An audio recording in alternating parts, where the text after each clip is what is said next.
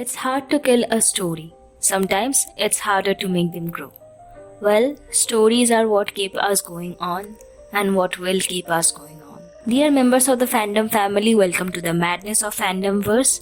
In today's video, we will know a story, Your Grace, written by the fanfiction writer who goes by the name Atika Chan, narrated by yours truly, Shudeshna Ghosh. Hope you all like it. Let's dive in. Allowing Tyrion to make Sir Bronn of the Blackwater the master of coin had been perhaps lacking in foresight, Bran thought amusedly. He broke from his reverie, the slightest and the smallest of ironic smiles on his somber face. The Grand Council had been in their weekly meeting for hours now. Bronn would not back down from his stance on brothels. Brienne would not back down from her stance that having the brothels rebuilt first was the most foolish idea ever in the Seven Kingdoms. A small hesitant knock on the door. Your Grace? Ah, Grand Maester Samuel. What notes from the meeting have you brought me today? Bran asked, the small smile fading from his features. Many notes, Your Grace. Ah, I see. Please sit and discuss them with me.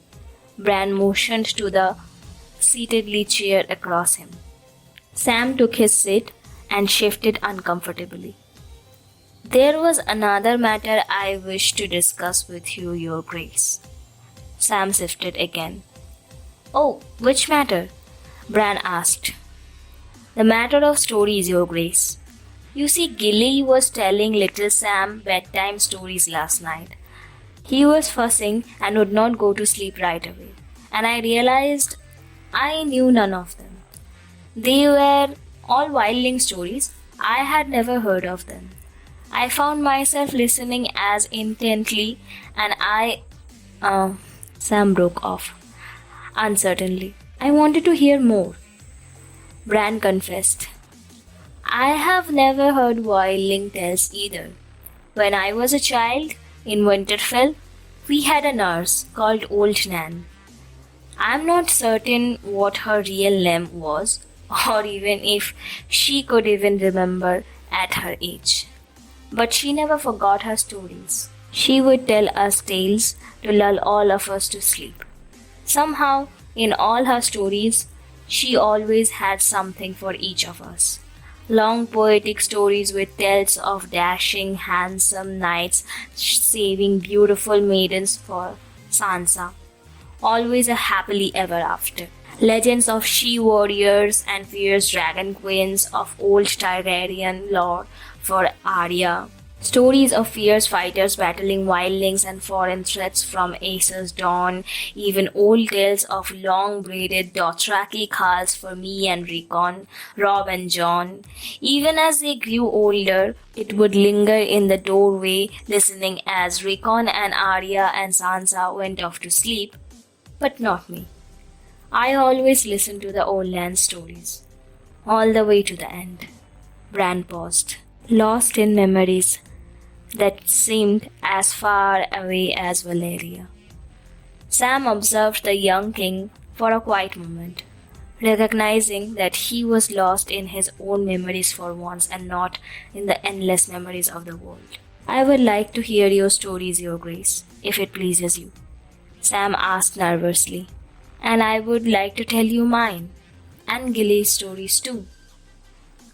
Bran, not often surprised by much these days, was taken a bit aback. I will tell you as much as I can if you would like, but may I ask you why the sudden interest in recording my stories? Well, Sam looked at the ground, tugging on his maester chin. It's not just your stories, Your Grace. I want to record everyone's. Gilly's, mine, yours. Everyone has different stories. And I think if we can find the common threads in them, it may give the realm a bit more hope for this new age. Bran thought about it. Everyone? Not just the noble people's stories of Westeros? Sam shook his head. No, even the small folk.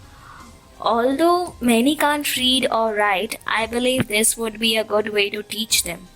They may be more interested if we include their own stories, legends from their own regions, like Jenny of the Old Stones, Maggie the Frog, the red-eyed Dornish of the First Dawn.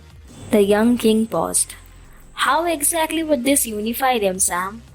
People are protective about their stories, their histories. They won't want them rewritten. Vigorously nodding, Sam continued, Of course not, Your Grace.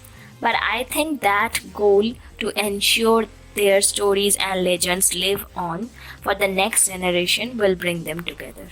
To ensure the best possible version of the story comes forward.